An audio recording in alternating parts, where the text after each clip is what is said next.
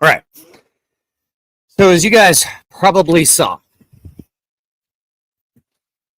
the Oregon Department of Fish and Wildlife has decided to close our sturgeon retention for the first of the year in the Bonneville and the Dallas Pool on the Columbia River.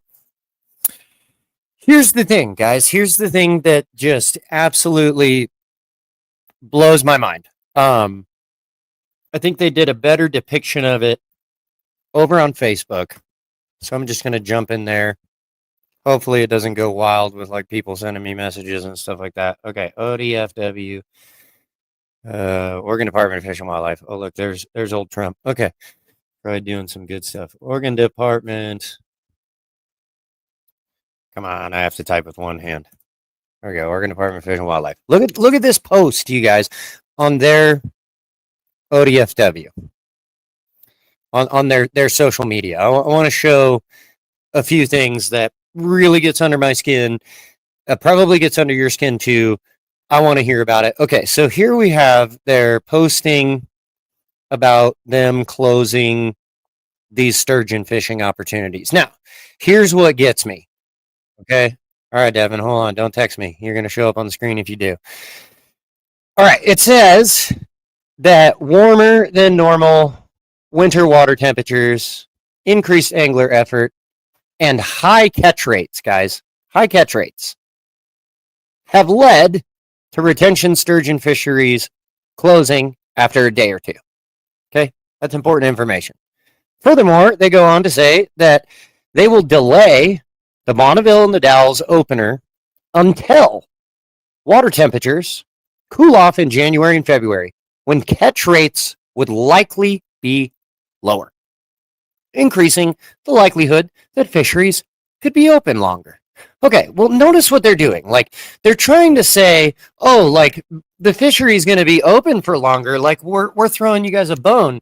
Well, let me really ask you guys, and throw it in the comments for me. Like, come on, speak out here. Would you rather fish for a week, 2 weeks, and the fishing sucks? I mean, like, that is not throwing us a bone, you guys. That's not throwing us a bone at all. I know that guides around the area, hopefully we got some of them joining us. Their trips are already booked for this first of the year fishery. It's a new year, so it's a new quota. So it's like one of the only times that we can like concrete be like, there's going to be a fishery on this date, because everything else that they give us is random based upon quotas, right? So they think that they're throwing us a bone. Thank you, Jason, bringing me some food. They think that they're throwing us a bone because we'll be able to fish for more days, but those days will suck. Instead of us going and taking advantage of 1 or 2 days where the fishery is really, really good. I just find that, I mean, come on. I made this cheeky little AI thing here, and it speaks so much truth. Look. Season. We don't want you to catch fish, so we close the season if there is lots of fish, and fishing is good. I get it. Appreciate your I get it. The guy said, no, like, for real. So like, this is the absolute, and it's funny because I made that little AI thing. I mean, I was semi-serious because like ODFW is always doing this to us, but and then they go and they do this, right? They're literally telling us that the fishing is going to be good. And so we're going to delay it. We're not going to give it to you until the fishing is crap. And this is what they do, guys. This is why I'm so infuriated with them, because if the fishing is good, they don't want you. They literally, like my thumbnail showed, they don't want you to catch fish. They want you to pay for licenses. They want you to pay for tags. They want you to spend all of this money. I checked it out. I was just curious. Check this out right here. Okay, so look, in 2024 fiscal year, the Oregon Department of Fish and Wildlife had a total revenue of almost $594 million. Almost $600 million I feel like I'm like Dr. Evil. $600 million. No, like for real, guys. I mean, and where they get that, you know, they can see other funds. There's 292 million. I believe that our licenses and everything are pooled into that. Federal funds, they get another $223 million. This is per year, you guys. Per year. Okay? I promise you, if you give me $600 million a year, we will fix the fishing in the state of Oregon. This is what they do. Give us more money, get less opportunities, right? Like this recent, I'm going to put this back up here. I got to remove this. Okay. This recent ODFW post from them literally specifies, I got, where is my mouse?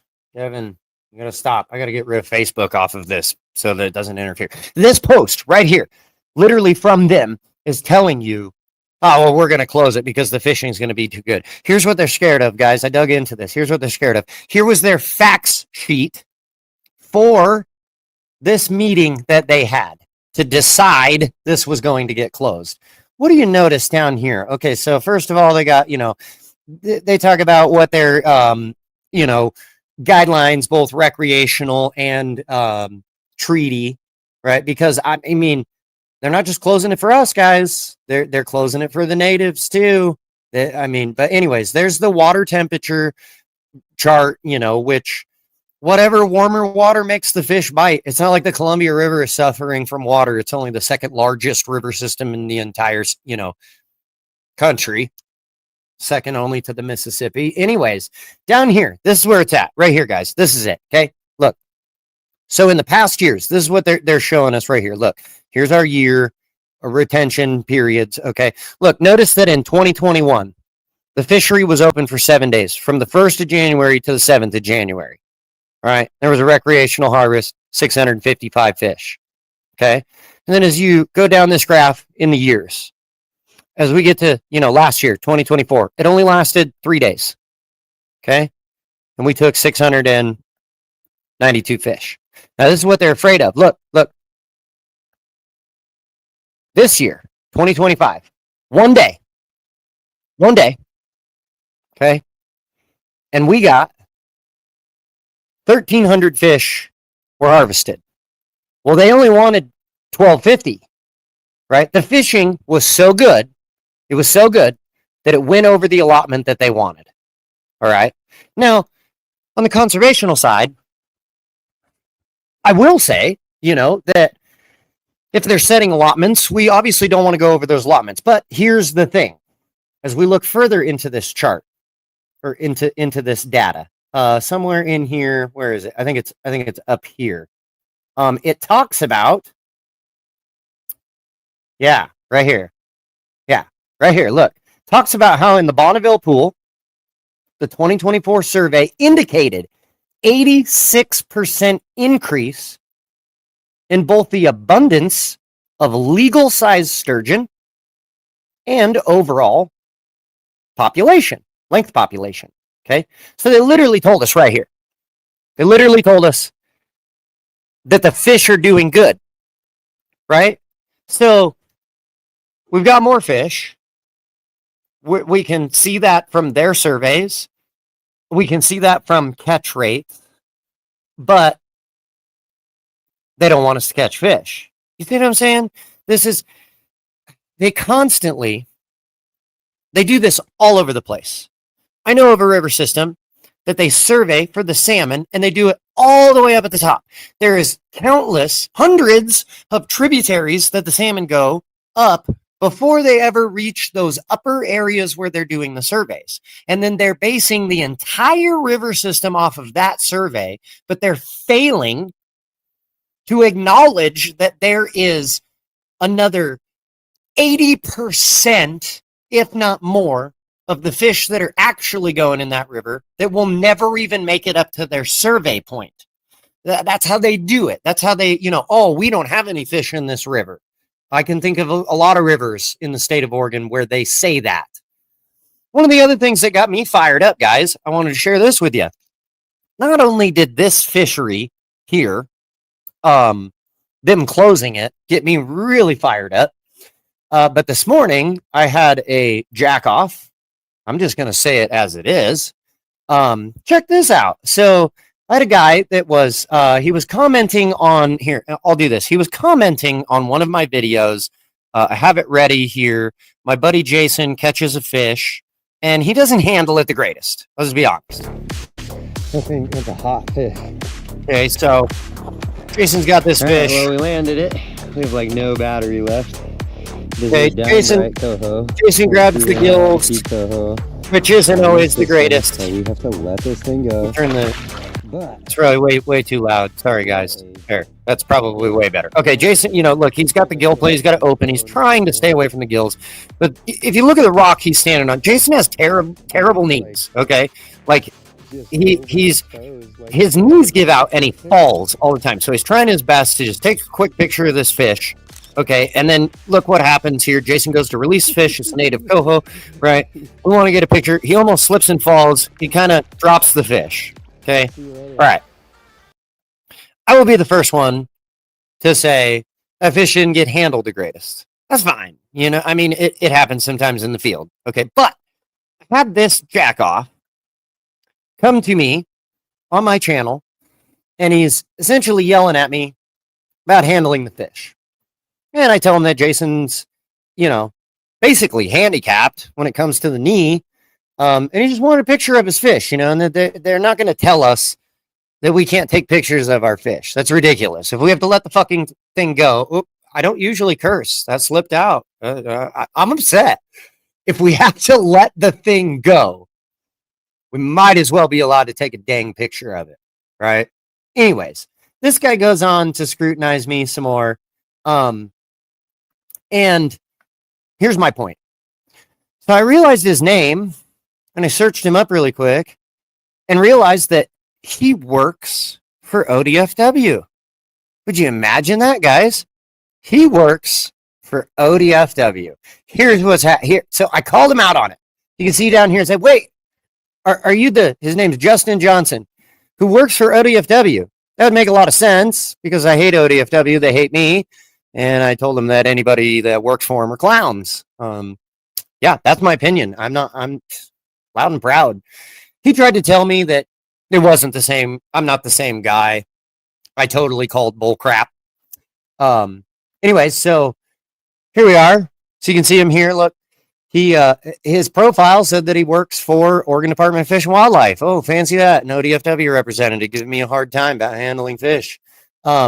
After he denied that he was that guy, just 2 minutes later, all of a sudden the public information that he works at Oregon Department of Fish and Wildlife magically vanished, guys.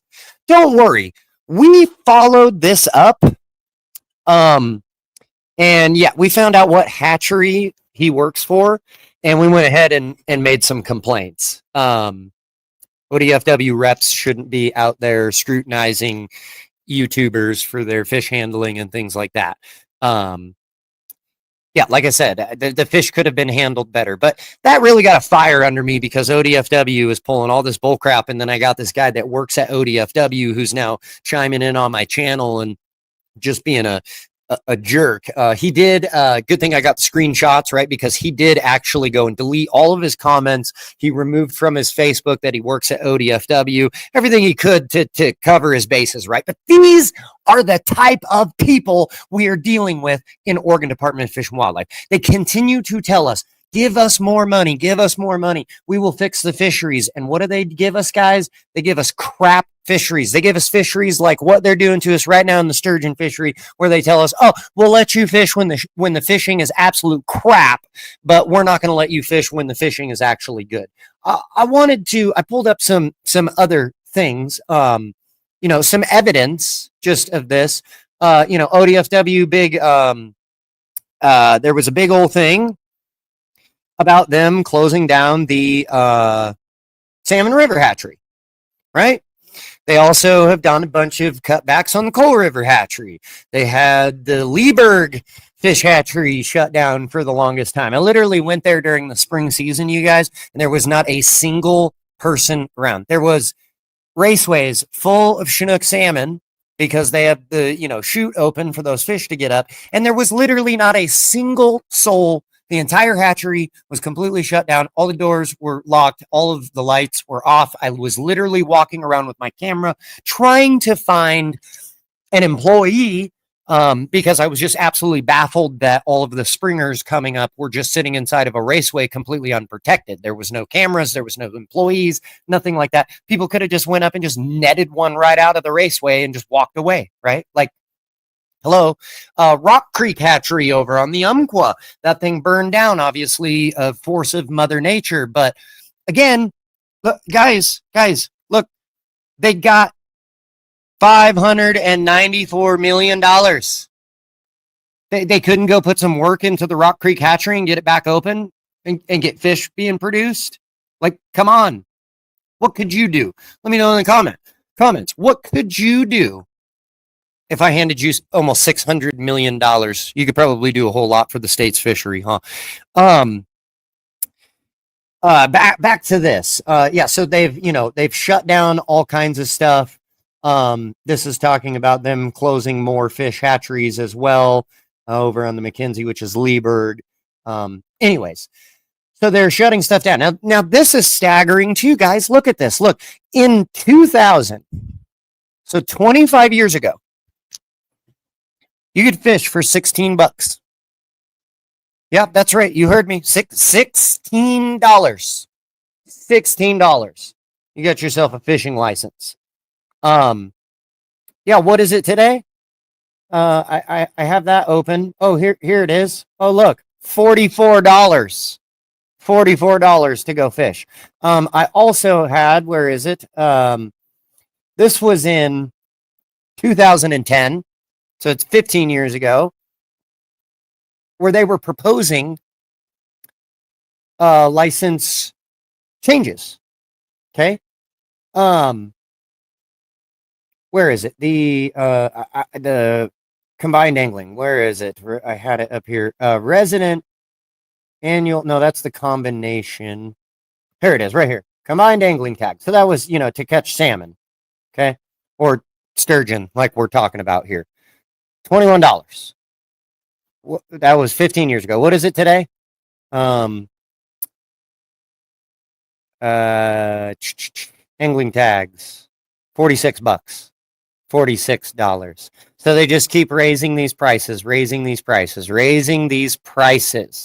right? And what do we get for it? We don't get nothing for it. We don't get nothing. Here's what all their funding looks like. Federal funding. This is 2023. They were awarded $28 million from the Wildlife Restoration Fund, another $9 million from the Sportfish Restoration Fund. Then they also got their state funding. They got some other federal funding. I mean, you guys, these guys are raking in literally. Oh, I had another. Where is it? I think it was on this one right here, because that's key. That's key and important too. Yeah. It's on this one right here. Look, it says operational costs, $44 million. 44. Whoops, I removed the wrong thing. 44 million. Okay, so think about this, guys. $594 million in, and that dang it, what was it again? It was 44, right? 44. Yeah, operational costs, 44 million. Where in the heck is all the rest of this money going, you guys? Where is this going? I got Weed Hopper. I love the comment. What a clown. Yeah, that ODFW guy was an absolute clown. Like I said, we sent in formal complaints. We complained about an ODFW rep to an ODFW rep, so probably won't be any kind of repercussions there. But yeah, what do you guys think about this sturgeon fishery? I want you to let me know in the comments. Like, do you agree with them that you would rather fish for 2 weeks of in shit fishing, in all honesty, just bad fishing? It just literally, like they said, they'll open it when the catch rates are lower. So those were their exact words. Would you rather fish for 2 weeks when the catch rate is really low, or would you rather go and have 1 or 2 days of fishing that is really good and we all get the chance to fill our tags and be done? I'm gonna look at some of these comments. We were talking about our funding that they're getting. What is Richard Kenny says, the Columbia River endorsement fee collection every year for the removal of commercial gill netters on the main stem Columbia River since 2012, and gill netters are still on the river. Yeah, I've seen them. Yeah, I mean, yeah, there's not to mention that too, that's going on as well. What else we got? Not to mention that closing all these hatcheries pushes the fishermen to the rivers that do have fish in them. And well, we know the outcome of that. Yep. I have to agree 100%. That's another major problem that we're facing out there, is that, we're being told that these river systems that don't have fish in them, that actually do have fish in them, they're, closing them, and they're squeezing us in. They're squeezing us into tighter and tighter scenarios where we have to fish shoulder to shoulder, and we all have to go to the same river instead of spreading out like we should be able to. I hope, here's my hopes on this. I think I showed everything I wanted to show on here. Yeah, the fishing license prices. And look at how they've increased, guys, from $2,016, then it went up $2, then went it up $2, then it went up another $2.50. You see what they've done? It's only a $2 increase, guys. It's only $2, but when we compile that against you year after year after year, and look, they got brazen because they went $2, $2 more. Whoops, sorry. And then when they got to 2005, they were like, oh, we can throw another 50 cents in there, right? And then, oh, look, they cut us a break by 2008 because the increase was only $1.50. Oh, thank you so much. And then 2009, they increased it by 50 cents. But then, boom, big jump, 2010, all the way up to $33. Remained there by 2014. 2023, it was $44. And like I said, we just looked over here. It is still currently $44. But that is also not to mention, and get rid of this clown. There's this clown again, guys, that works for ODFW and wants to go on creators pages and go cause problems and whatnot.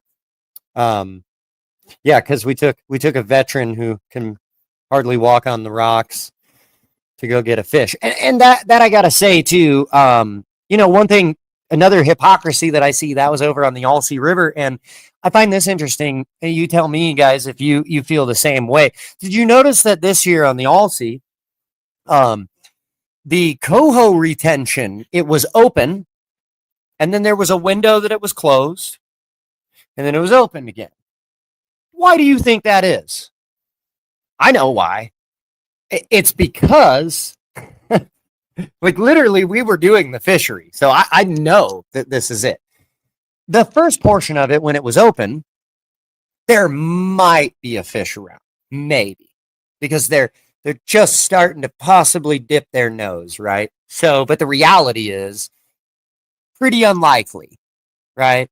So, oh, they threw you that bone just in case a super early fish decides to come in, you're going to be able to keep it, right? And then we get to the time frame that it's closed. And you know what's happening in that time frame? All of the coho salmon are going up the river. That's what they're doing. That's exactly what they're doing.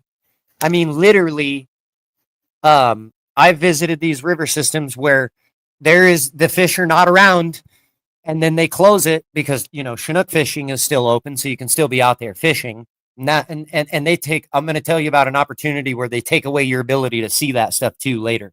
Just after this story, I'll tell you another story. But so during that time, that little window on the Alsea, while it was closed, that's because all the fish were coming up the river. And then when it reopened again, right? Well, the bulk of the fish have all gone by. They've gone up past the deadline. So there might be a late straggler around, some late fish again. But they threw you the scraps. Do you see what I'm saying? They threw you the scraps. They literally went, well, we'll let you keep a fish when it's slightly possible that you might catch one. When the fish are definitely coming through and we know that you'll catch fish, well, you know, traditional back to my AI that I made, right? Here we go. I'm gonna write you a citation for fishing out of season. We don't want you to catch fish, so we close the season if there is lots of fish, and fishing is good. I get it. Appreciate your cooperation. Again, that's just AI. I just made that. It's fake, you know, but it's so true. It's like, wait. The fish are coming. The fish are coming. So we need to close it down. We don't want them to catch fish. We don't want them to catch fish at all. You know, I literally see this other one that I made too. It's like, I feel like this literally happens in their office. They've been in a decade. Opening a short window for anglers could spread out the pressure and still keep conservation intact. It'd bring in revenue for the small towns along the river too. Yeah, but we can't do that because it would make too much Point sense. taken. Let's at least Yeah, we can't do that because it would make too much sense, right? Like the runs are at an all-time high. We should open up fishing. Nah, we couldn't do that because it would just make too much sense. In all the past, everything that we've always done, when the fish come through, we close it down. So let's just keep doing that, you know, because we want you to keep paying for your licenses and your fees, and we want to keep making money off you, but we don't want you to catch fish. I know this personally, guys. When I go down, I have seen the transition over time that just literally, you know, it wasn't even that long ago, 15 years ago, I would say, you know, like you would literally be down at the river and, you know, you're no longer fishing because you're tagged out on salmon, say, and your buddies are still there and they're fishing and whatnot. Game warden comes down to come check you. And he was like stoked for you. He was like, hell yeah, good job, man. I'm glad you're catching him, blah, blah, blah. And it's like, I literally see today that when a game warden sees me, I'm no longer fishing and I'm tagged out. He comes down and he wants to try to find anything he can to write me a ticket. He wants to look that fish up and down and see if it has any wounds on it. Maybe I snagged it or something like that, right? And a lot of times we have fish that we catch and they already have battle scars, whether it be from seals or whether it be from a prop or whether, you know, it did get snagged later on down the river or whatever. And I've literally seen this before where, you know, they will literally fish for any way to take your fish. They don't want you to have that fish. And they're like disgusted when they come down and you're legally tagged out, man. They don't want to see that. They really don't. They just want your licenses and your fees and all of those things.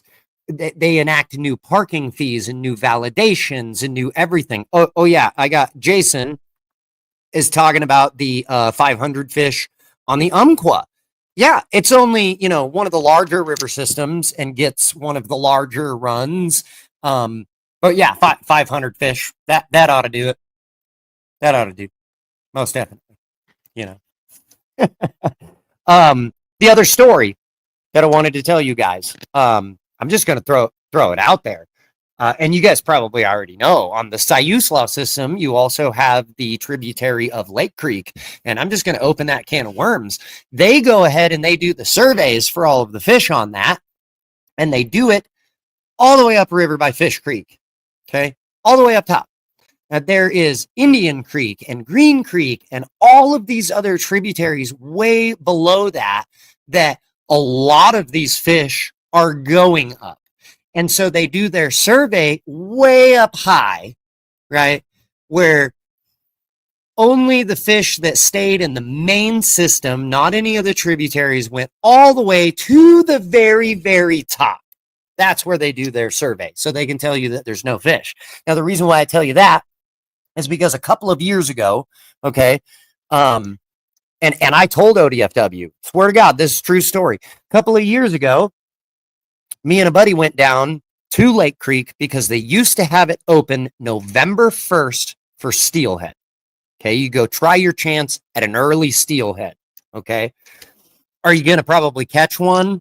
Maybe not. That's pretty early, November 1st. But regardless, it was open. So we went down there and we were drifting soft beads and everything that you would to try to catch a steelhead, an early chrome steelhead, right? And what we found was that you could not keep the salmon off. Okay. There was Chinook salmon, coho salmon. I mean, and in such an abundance that anytime you would drift your bead, and it didn't matter, we changed sizes. We tried to go to super, super small, things like that. We tried to, change it up, pink worms, whatever, anything we could, throw spinners, whatever, to try and detour salmon and fish for steelhead. Needless to say, we absolutely, inevitably, like unintentionally crushed the salmon.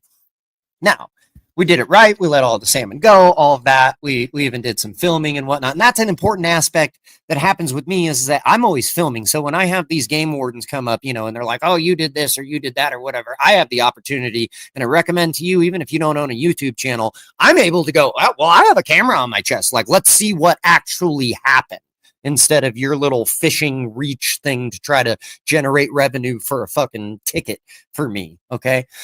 But anyways, so we were catching the crap out of the salmon, and we were, honestly kind of joking amongst each other, because we're like, wow, I thought that they told us this river didn't have any salmon in it. There was no salmon because the entire system's been shut down for salmon fishing because there's no salmon in Lake Creek, right? Okay, well, anyways, so we contacted ODFW. That's what we did. We contacted them, and we literally told them, we said, hey, you tell us that there's no salmon in this river system. And November 1st, steelhead season opened up, and we went up there and we were drifting soft beads, and we could not keep a salmon off. We couldn't drift for a foot without hooking up on a salmon. They were literally everywhere we went. We went to numerous spots. We went up and down, and everywhere we went, it was just absolutely loaded with salmon. So what gives? How come you guys are telling us that there's no salmon in this river system, and yet we go out and we can physically see that there is a crap load of salmon in the system? And I'm telling you guys, when I say a crap load, I am saying there was moments we were standing in our waders and salmon are knocking us over in our waders. Like, they're coming through in these giant bulks of fish and just literally pummeling us, but there's no salmon in this river, right? So we told ODFW, we said, it's horse crap, it's horse crap. You're telling everybody there's no salmon in this river. They're freaking everywhere. They're freaking everywhere. Like, who's doing your survey? Where are they doing your survey? You're doing it wrong. Do you know what their answer was, guys? Why don't you go look in the regulations and go look when you can start steelhead fishing on Lake Creek. What they did was they shifted it from November 1st to December 1st, because they figure, oh, well, if we open it November 1st, then everybody will go in there to go steelhead fish, and they will see that there's salmon everywhere. And we keep telling everybody that there's no salmon in this river. So if we don't want them to see that we're full of shit, maybe we should restrict them from steelhead fishing for another month when they all die off and they all push down the river. And then there won't be any evidence anymore for them to see that we're lying to them. So again, I wrap back around to the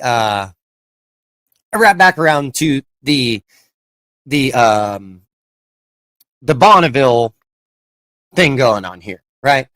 So what I take from this, first of all, they literally said with their own words that, well, the fishing's going to be really good, so we're going to close it, and we're going to go ahead and just open it when the fishing is total crap, because we don't want you to catch fish. Don't take my word for it. Go read their post on Facebook of exactly how they worded it. Read it very carefully, and you'll see that they literally told you, well, the catch rates are too high, so we're not going to let you fish. We're going to let you fish when the catch rates are low. But what really peeves me is, again, when we look at their, this is the November 13th, 2025 winter fact sheet. It was easy for me to find. Oregon Department of Fish and Wildlife Joint Staff Report, Winter Fact Sheet number 1, Columbia River Compact. Anyways, I think that they even, as a matter of fact, it was so easy to find. I think on their, right here on their statement on their website where they talk about closing this fishery, it's just right here, this link right here. It says for information concerning these decisions, see this fact sheet, right? So I went to that fact sheet.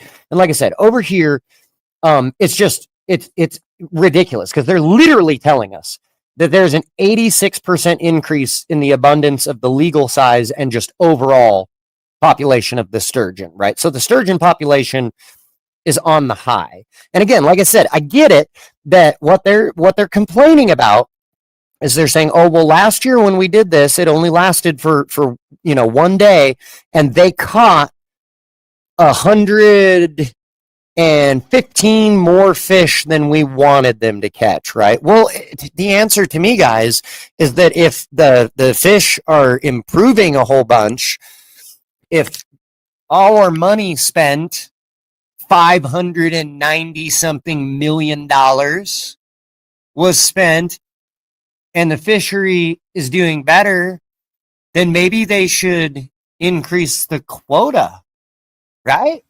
Like, oh man, there's a whole lot more fish. We can afford to let anglers have a few more fish, right? No. Because we don't want you to catch fish. They've been in a decade. Opening a short window for anglers could spread out the pressure and still keep conservation intact. It'd bring in revenue for the small towns along the river too. Yeah, but we can't do that because it would make too much Point sense. taken. It would make too much sense, guys. It would make too much sense, right? Okay, I got to get into some of these comments because I've kind of been ignoring them. Looks like we got a new member. Right on. We appreciate that most definitely. If you don't know what that is, guys, you can join a membership with In and On the Net. It's just like a monthly thing where you can donate money to the channel. Memberships cost, depending on your level of membership, they're cheap, but it just shows a little bit of support. You can also do super chats and things like that, which is just a standard donation. Find that same spot as all the comments, likes, shares, all of that type of stuff. But that's what that is. This guy went ahead and became a member. So we appreciate that. Circus Milita. Yeah. I see we have Weed Hopper said it's spot on. That must be my AI. Dude, it is. It is literally spot on. And like I said, what's crazy is that I made it. That's what makes me really laugh, is I made the one about the game warden saying, oh, well, we close fishing because the fishery is really good and we don't want you to catch fish. And then a couple of days later, ODFW literally does that with our sturgeon fishery and tells us that they're doing it because the catch rates are too high and they only want us to fish when the catch rates are lower. What do we got here? Yep, Jason said that they closed down the Umpqua. Yeah. 541 Fisherman is in here with us. I'm sure you guys know him. He said that he saw 200 plus salmon spawning today in a creek, and that's up that system that we were talking about. Jason says that the last year that Lake Creek was opened, we caught how many in the 541 drift boat? Yeah, Jason limited in literally like an hour, if even that. And we caught a whole bunch of coho. And that's another complaint that I have too, guys, with ODFW. Like, you have these scenarios. So like the ocean coho fishery, right? Like if you've gone out and you've gone and done that, it's hatchery only. You know as well as I do, you're going to fondle a bunch of native fish before you're ever going to get into a hatchery. Sometimes you're lucky. This year I got lucky that I caught 2 fish. Both of them were hatchery. I was done, which is good. That's how it should be.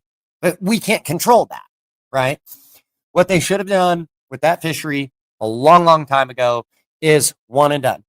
Go out there, catch coho salmon. Doesn't matter if it's a hatchery. Doesn't matter if it's a native. Just kill the first fish that you catch, because quite honestly, even when you handle them really well, you catch one, usually dies.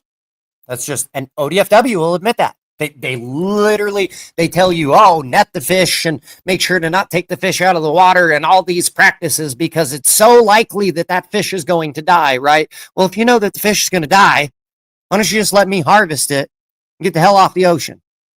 How come I got to come out here and I got to go fondle 25 fish before I find my hatchery? Like, you just want us to go out and kill a whole bunch of fish? For real. Just give us one and done. If you're listening, ODFW. One and done. Let us go out there. We'll just go catch one coho salmon. Boom. We'll be done. Bada bing, bada boom. I'd prefer 2 and done. But you get my point, though. Instead of us having to try and do it. Yeah, Jason, he went out on a trip with us. He says that he caught 7 coho that day. All wild. Yeah. Yeah. So how many fish did Jason kill? And I'm not hating on Jason. I'm just saying though, how many could have been killed, and Jason didn't even get to kill fish? Like, why couldn't he just kill the first one? And then we know that Jason would have only killed one fish. We'd have the answer instead of unknowingly knowing how many fish possibly could have gotten killed. And I mean, when I think about that over the whole course of everybody, I know I'm not alone in this. I know you guys in the comments and people watching, you have to agree with me that all of the boats that are out there and everything, how many natives get fondled, how many of those fish die? You know, why can't it just be that we go out, we catch a coho, we get to kill the damn thing, and then we're done and we get off the ocean and it's over? And you allot how many we're allowed to kill off of the ocean, and that's it. If you tell me you only want me to kill 4 fish per year on the ocean, well, if it's non-selective, I can guarantee you that I will only kill 4 fish on the ocean. With the bull crap and the way that you have it all regulated and everything, if I'm allowed to kill 4 fish out on the ocean, I got to break it to you. I may legally, following your rules, kill in excess of 3-4 times that many before I have a chance to harvest my 4 fish for my family to go take home and go eat, which I do have numerous kids. We do eat salmon, and it's not like I'm wasting it. I'm trying to catch salmon so that I can feed my children something good and wholesome and from the earth. It is the same reason why I also go hunting, which they've got overregulated and super screwed up in that too. But we're on a fishing channel. We're going to keep it in the lane of fishing. But for years, this is why I have brought this up, is because for years, this has been the pattern.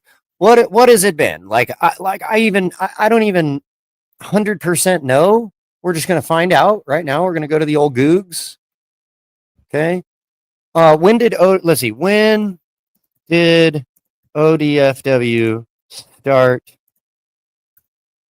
handling Oregon wildlife? Can't remember what year they were enacted. ODFW history. Early history included 1792. That's not right. Combined Fish Game Admin, 1893. The agency would become established to protect salmon runs. There's no way. I mean, not that much involvement that earlier. I'm thinking this is more the realistic. 1975 is formed to set policies for fish and wildlife management. Yeah, this is the realistic. Okay, so we are talking 50 years. Okay, 50 years. Oregon Department of Fish and Wildlife has been in charge of everything that we got going on. And for 50 years, it has gotten more expensive. We have lost more opportunities. We have less fish, not more fish. What are they doing? What are they doing? Why do we still give them the job? Why? Like, we need to get a petition going, because I think that we have lost sight that we, the people, hold this power. There's other states that have done this. We do not have to have an Oregon Department of Fish and Wildlife. We can hand this to conservational groups, to the private sector, to the tribes. We have that power. We need to remind them that they are elected officials and that we can take that power from them. We can give it to someone else. It doesn't have to be them. You know, I don't know, but 50 years, you guys tell me in the comments, 50 years seems long enough. Like, put this into perspective. Imagine you have a landscaper for your house, a crew that comes, and they go, we're going to make your yard beautiful, make it all look beautiful and restored. We'll get all the garbage out of here and all the, tree debris and everything. And they charge you a flat rate, and they come out and they do a half-assed job. Okay. And then they come out again and they say, hey, we want to keep still doing your yard this year, but we've increased our fees. They're $10 more. And you say, yeah, well, I mean, you didn't. All right, what the hell? and you let them do it again. Cost you more money. And then they do an even shittier job on your yard. And then the following year, they charge you more money. And they just keep getting worse and worse at managing your yard. And they keep getting more expensive. At what point are you going to, as a homeowner, go, you know what? I want somebody different. You keep getting more expensive and you keep doing an even worse job than the year before. This is what ODFW is doing, guys. This is what they're doing. They're taking more money every single year and they're getting worse at their job. Mule deer populations are declining. Salmon populations are declining. Trout populations are declining. And I do want to throw out there that I worked at a private fish hatchery, not a state-run fish hatchery, a private ran sector fish hatchery. Guy's name is Tom McDonald. Fish hatchery is called Desert Springs Trout Farm. It is out in Summer Lake, Oregon. They are wonderful people. It is a wonderful fish hatchery. The only reason that I do not work there anymore is because it is a long ways away. I have lots of children and it was pulling me away from my family too much. And I am a family man and I'm going to give the proper time to my wife and my children. Anyways, I know that Tom was willing to do a lot for the state to help in the private sector to be able to stock fish. Now, when you run a business, you can't do anything for free, but in the scheme of everything, okay, Tom and his facility was damn near ready to help the state stock a bunch of lakes in the state of Oregon to help trout populations increase and opportunities for anglers to catch more trout for basically free. And the state wouldn't let it. ODFW wouldn't let it. Can you believe that? I mean, I bet you guys probably didn't even know that. They're taking more money from you. They're giving you less opportunities. And then when they have, because Tom there is not a single hatchery, not even Coal River here in Oregon, that is larger than Tom's facility. Tom's facility in that private sector is huge. It's absolutely huge. There's 75 raceways. Okay. At any given time when I worked there, there was literally like 2 million trout on the facility at any given time. Like stockable trout. Like if you're talking like fry and like babies, like there's probably 12, 15 million, 20 million fish on that property at any given time. All right. But the point is that this place is willing to help the state catch up their slack that they're falling behind in fisheries as they're closing down these hatcheries and things. I mean, right here where I'm at, the Fall River Hatchery, they have 4 raceways. 4 raceways. How much impact can that place make? Really? Like, how much? Because you can only raise so many fish in a raceway. And in order to sustain the ability to go from, eggs to fry to stockable fish, they can't be working with any more than one raceway really at a time because they have, tiny little fry and they have, fingerlings and then they have, fish that are 4 or 5 inches. And then they have a pod that is big enough for them to go stock somewhere and they go dump that away. And they have an empty raceway where they move over the 3-4 inch fish to become stocker size, shift everything over, start a new pod of babies, right? Like they literally need all 4 of those raceways just to continue their cycle. Right? But I bet we dump a crap load of money into that facility, right? And it returns nothing. They could easily use probably half of those funds to use somebody in the private sector like Tom and Desert Springs Trout Farm, and they would get a much, much better result. We got what do we got here? Hey, Jake. Jake came in, was saying what's up to Brandon. We're using first names in here. I love it. We know who we are. Okay, let's see. Our new member, Circus, here, he said that's for sure on the mule deer. Where I live in Prineville, you used to be able to drive 20 miles up the road and easily count 200 deer. Now you might see a half a dozen, and they're all on farmers' fields. Yeah. And they're doing all kinds of stuff right now too. Again, I'm a fishing channel, so I'm trying to keep it in the fishing lane, but most of us that fish, we also hunt. So we kind of cross-pollinate into those, you know, and I've seen this too, man. Like it's just ridiculous, you know, they do it to themselves. Like the reintroduction of wolves is just a whole nother can of worms, but the reintroduction to wolves didn't help things. You know, oh, we already have declining deer populations. I think it would be a good idea to add another predator to the whole mix. That ought to go really good. We're guaranteed to, with a declining deer population, to probably get an increasing population in deer if we throw another predator into the mix. Yeah, that's real freaking smart, right? But they do the same thing. They do the same thing in fisheries. Don't even get me started on the seals and the sea lions. And it's just absolutely ridiculous. Do you guys remember seeing the it was on the original Willamette Springers page? There was that guy that was like trying to run over the seals with his boat, and all the Karens of the world were all freaking out and everything. Oh, that's terrible. Go get him. And like ODFW and the Oregon State Police were like asking for, you know, offering rewards and stuff to, you know, try and figure out who this guy is. And I remember just seeing all the comments of everybody just being like, leave him alone. He's my hero. You know, like, if they won't deal with the seals, eventually we will. You know, I mean, that's proof right there. It's proof right there. They keep falling short at every aspect.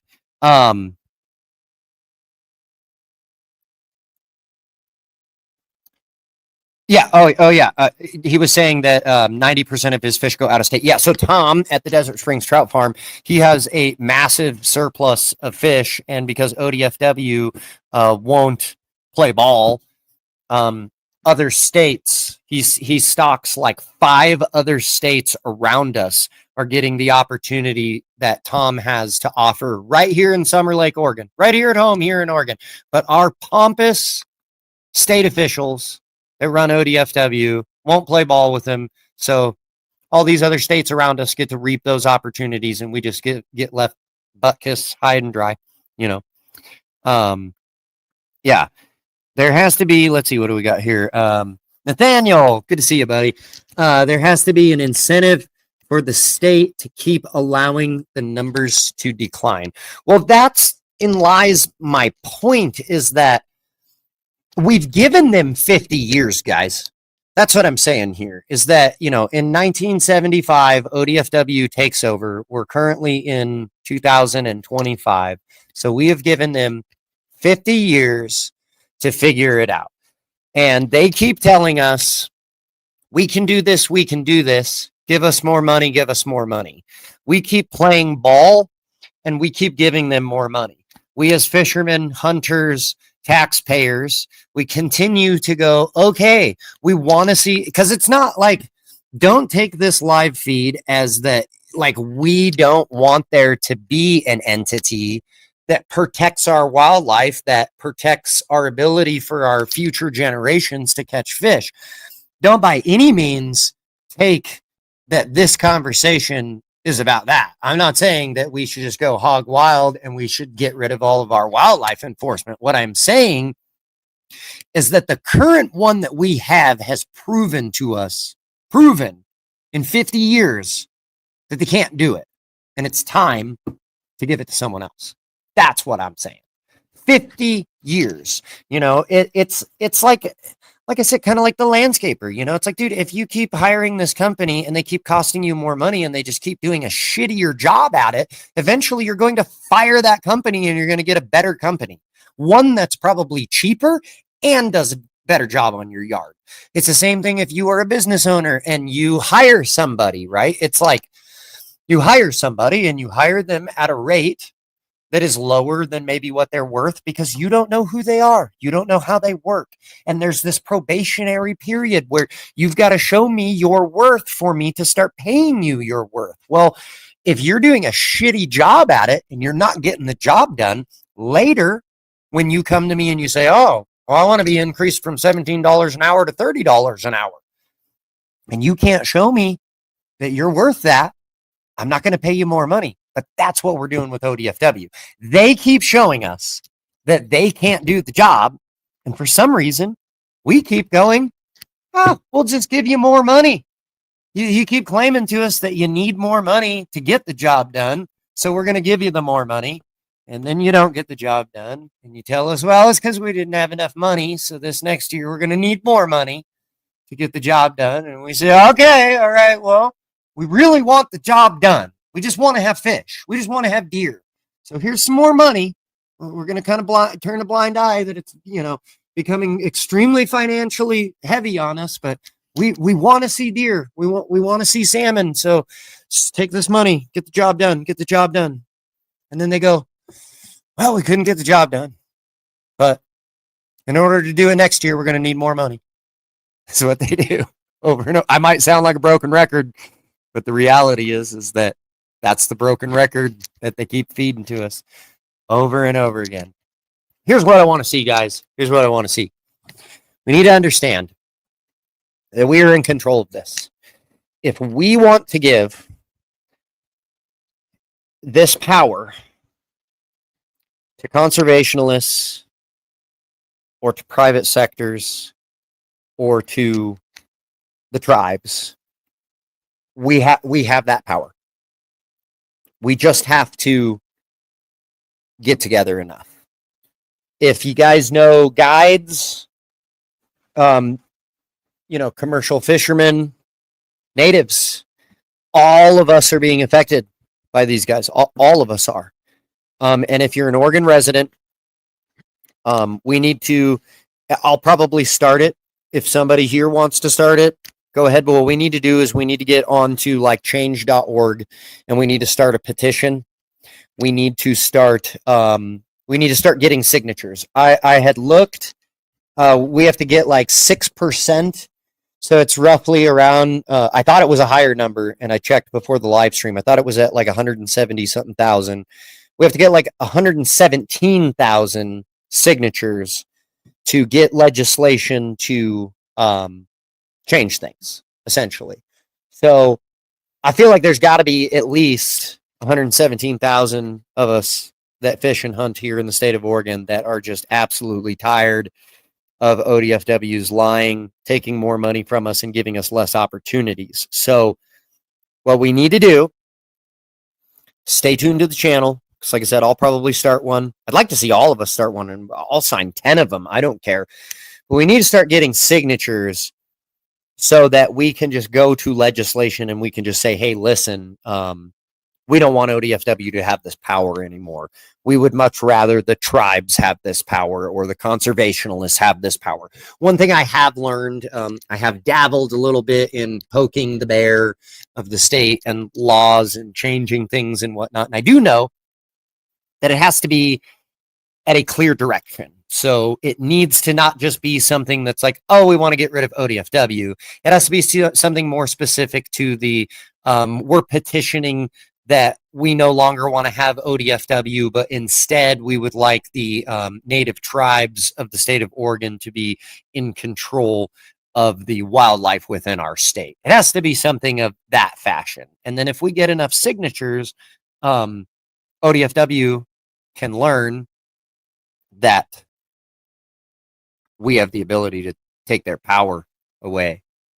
Another thing that drives me crazy too is that, out there in the field, ODFW writes the rules and then Oregon State Police enforce them. Where that becomes a problem is that oftentimes certain situations fall within the officer's discretion of interpretation, and they're not even the entity that wrote it. So that doesn't make any sense to me either, right? Like, it'd be nice to see like enforcement out in the field also be like a little more clear. I don't know. Maybe, if we have someone other than ODFW writing the rule book, maybe it won't be such a problem, because I've definitely noticed that too, that ODFW will clearly, and tell me if I'm wrong, guys, tell me if you agree with me in the comments, but I have noticed they will deliberately write laws when it comes to our hunting and fishing with this certain level of gray area that is enough to where you're not sure. Like you're literally trying to do the right thing and follow the law, but it is so gray that it's hard to be able to tell, right? And then that opens up that window that it's that officer's discretion. Nobody actually really knows. And then what they do is they just go ahead and they just write a ticket anyways, and that ticket ends up being revenue generation. Because, they need, again, here, I'll throw it up here again. They need freaking $594 million. That's what they got in 2024. Mostly from federal, but obviously if you're getting almost $600 million and they still can't do the job, then I'm sure they probably want more money from tickets. And again, that just kind of blows me away too, because, $594 million, but then, it says there that the operational cost is $44.3 million. Like, that's crazy. Like, that's crazy. Like, that means that it doesn't. I mean, I'm not going to say that $44 million isn't a lot of money to operate. I mean, that is a lot of money to operate, but when in the scheme of the numbers, it's a lot more in than out for you to be such a failure at it is all I'm saying. Like, the point is that ODFW should have been looking at this in a different aspect, and they should have been absolutely striving to succeed. And then if they were able to speak the tune and say, look, you guys, we did this, we took money, we increased sales, and because we were increased sales, we had these extra funds, and with those extra funds, we did X, Y, and Z. And that allowed us to do, this, which opened these opportunities and made these fisheries better. But they can't do that. I mean, all around the board, all they can do is say, oh, well, we took more money, and like all of these opportunities just keep getting worse.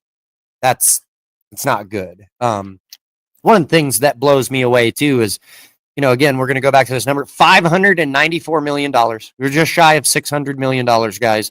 And you think they could have found a contractor by now to pour some concrete and get the Rock Creek Fish Hatchery over on the Umpqua put back together so that they could start raising fish again? I don't know. It's only $600 million. I don't know too many contractors that charge $600 million to bring a couple guys in and pour some concrete and throw up some new fences. And, it does not cost that much money, you guys. It does not. I'm telling you, I worked at a fish hatchery. Like, I'm not going to pretend that I understand Tom and his business on the level of, money in, money out. But I can tell you that if I'm the guy in charge and I'm getting $600 million a year, I probably could have found the $1 million to allocate towards the Rock Creek Hatchery and get that thing back opened up.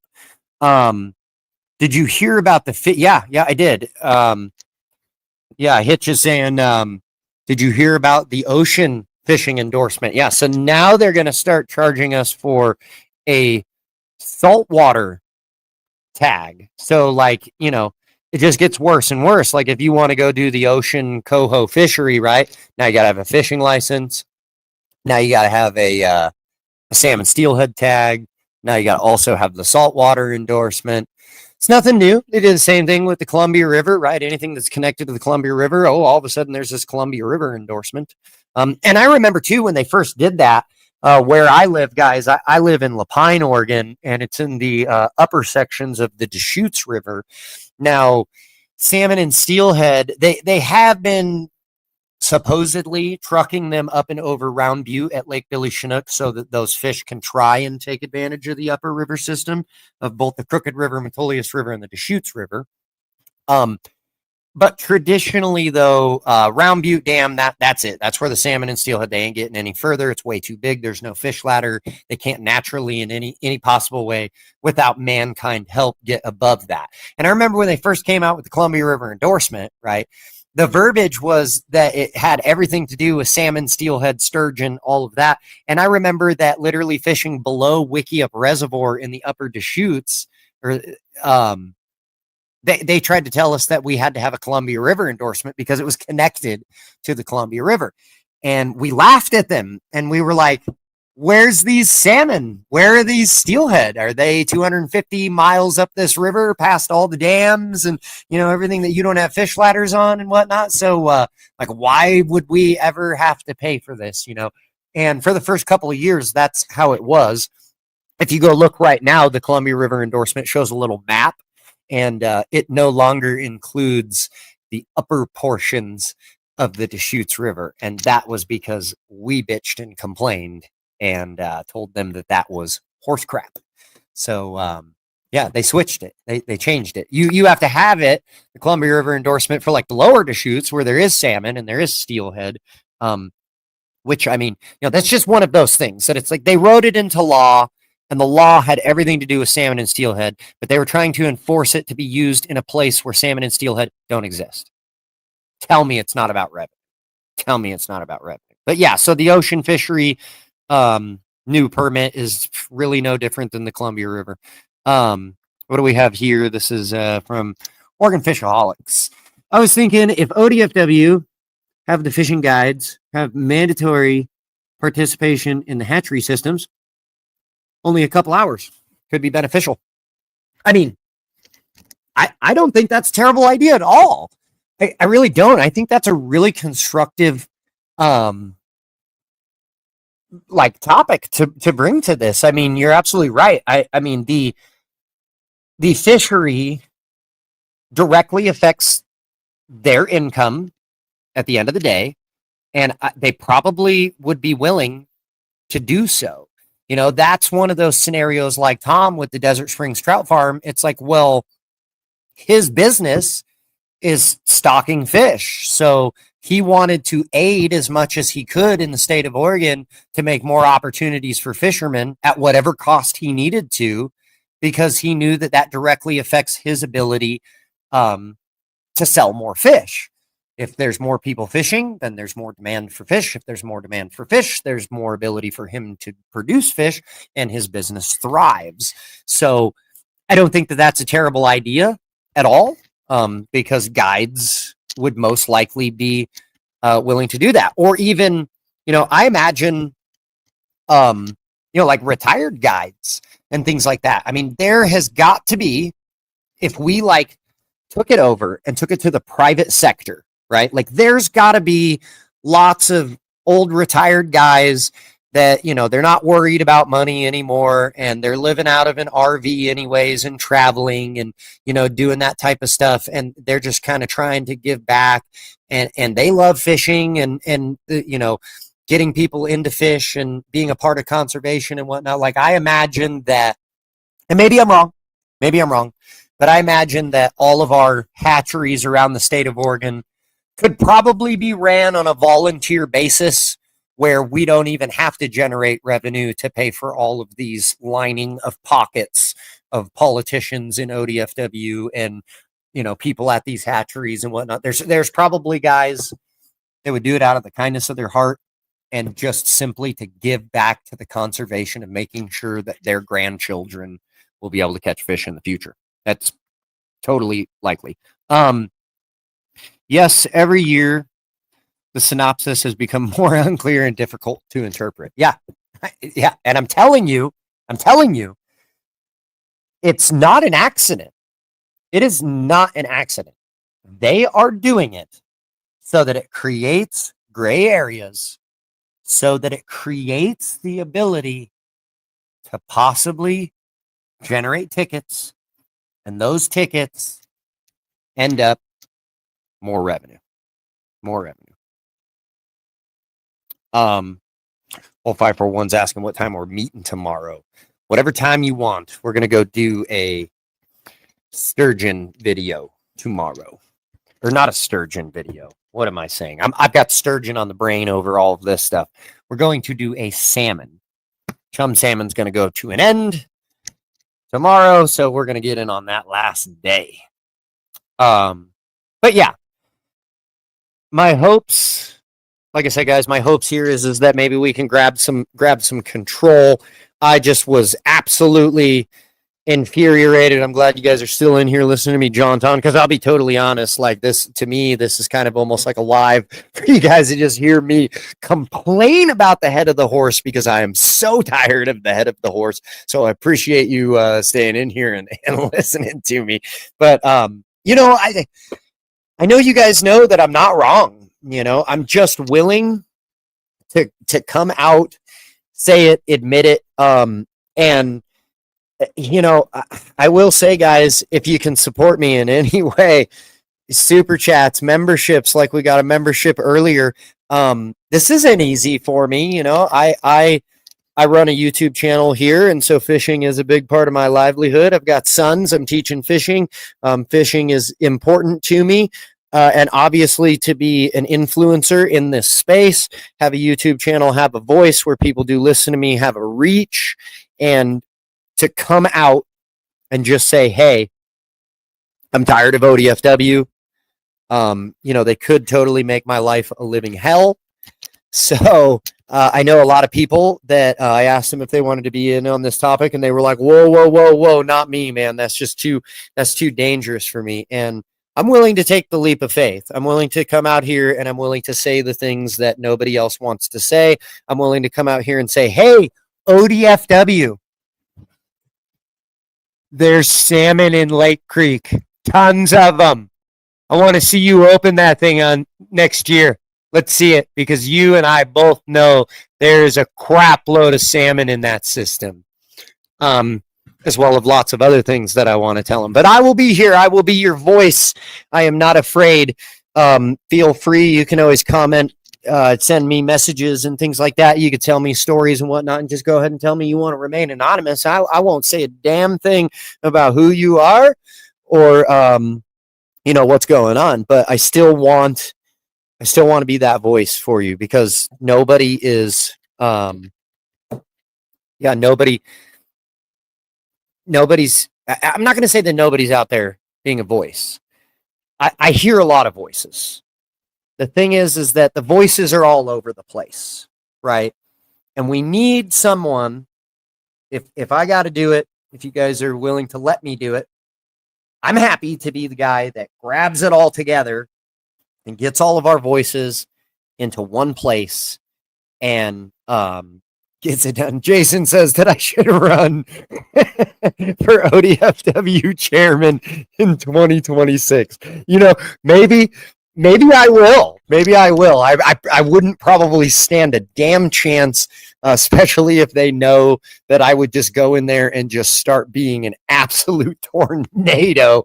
But I can promise you guys that if I ran for the chairman and you guys elected me, oh boy, would I do some stuff to ODFW. I mean, I would literally, I'd be like the Donald Trump, his TV show was it The Apprentice, where I'd be straight up pulling people into my office, and I'd be like, okay, you went and surveyed Lake Creek. All right, yeah, you said that there's no fish. Okay, well, I'm driving out there tomorrow. And I'm gonna, well, I wouldn't do it tomorrow. I would tell them, I'd say, okay, well, when the run comes in and all the fish are there, I'm gonna go and survey all of the tributaries and everything, and I'm gonna go actually see, in fact, how many fish there is once everybody gets settled. And if I see that there was a whole lot of fish and you told me there was not a lot of fish, you're fired. Fishing Doge. Yeah, that's right, dude. I'll be our Elon Musk, bro. I will straight up go into ODFW and I will start ripping apart that corruption from head to toe. But they, like I said, they probably never even let me be on the election, because I'm telling you, they're already aware of who I am, guys. Remember, I was telling you earlier that we had what the hell? Why not? Let's do it one more time for anybody that didn't get a chance to see it earlier. Remember, I had a clown from ODFW literally pestering me today. Literally pestering me today. Look, here we go. Look, here we go. So, yeah, here he is right here. Pestering me about handling of coho. Justin Johnson. His name is Justin Johnson 7225 is what it was. And he basically told me like it shouldn't matter that it was a veteran and he's got bad knees and is basically handicapped. Like you just we don't care. We don't care. But it got really funny because it was like he was telling me all this, and I was telling him, if you can read this here, it might be kind of small for you guys to see, but I was telling him that these comments that he was typing, like I can literally see, guys, like as the YouTube creator here, I can see on my channel how many times you've commented and what you've commented on and like how much interaction you have had with the channel. So that being said, to those of you that have been around for a long time and you've commented and loved our channel for all that, just know that I know how much love you give into the channel. But in this inverse here, I know how much little love. And this guy was just, chiming in and whatnot. And like I said, I went and investigated because I looked up his name on Facebook, and lo and behold, oh look, he works at Oregon Department of Fish and Wildlife, right? Works at the Salmon River Hatchery, and then this was the greatest part. Like I said, I said, wait, are you the Justin Johnson who works for ODFW? That would make a lot of sense because I hate ODFW and they hate me, so I know that they don't like me, guys, and anyone that works for them is a clown. And then, like I said, he tried to deny it, that he worked for ODFW. He tried to deny it and say that, oh, that's a different person. And I was literally called him on that bullshit, guys. I literally told him, I was like, there's no way, like the same area, fishing all of the same, places and whatnot. Like there can't be two people that have the exact same name and whatnot. There's just no way. And then it literally 5 to 10 minutes later, immediately updated this profile and removed the public information that he works for ODFW, where he lives, all of that type of stuff. So obviously it was him, right? Like there's no way that it wasn't him. The after the fact evidence, right? The after the fact. So we're already aware, guys, that ODFW knows who I am. They know that I would be the fishing doge, so they'd probably never let me in to begin with. But they also, don't realize that we, the people, have the power, and if I did apply for that position, if enough of you guys voted for me, they really wouldn't have any choice. Or they would show more hypocrisy. They'd do one of those, oh, well, we know that the people have spoken, but we're going to do what we want to do anyways, because that's what they do. It's what they always do. I'm going to get out of here, guys. I'm going to show you these funny memes one more time because they are hilarious. So here we go. This is ODFW in action. We don't want you to catch fish, so we close the season if there is lots of fish. And fishing is good. I get it. Appreciate your cooperation. Thanks. I get it. He says, I get it. I get it. Oh, and this one. Yeah. Come on. The run numbers are the highest they've been in a decade. Opening a short window for anglers could spread out the pressure and still keep conservation intact. It'd bring in revenue for the small towns along the river, too. Yeah, but we can't do that because it would make too much Point sense. taken. Let's It would just make too much sense. It would just make too much sense. And this last one, guys, I got to give you some context for this last one before I let you go. Okay. The context is that I don't know if you guys know. Okay. Hopefully you do. But ODFW, when they, this might pop up on accident. Hold on. Yep. I didn't mean to, I was trying to load that in there. It wasn't supposed to pop up on the screen. But, you are welcome, Weed Hopper, for the stream tonight. No problem. But this last meme, this AI that I made, here's the context. So ODFW, if you didn't know, ODFW surveys their fall salmon run on the ocean, and they do it in April. Okay. I swear to God, go look it up.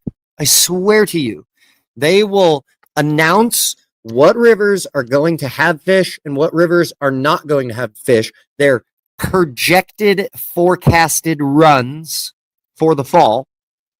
And they will base that information off of surveys they do in the ocean in the middle of April. And my answer to that has always been, how do they know? Like, how can you go out to the ocean? How can you go net a bunch of salmon, right? Especially too, because we know that salmon are migratory, right? So the fish that are coming in fall are likely up towards Alaska in April. They're not off of the Oregon coast. They're up further north than that, right?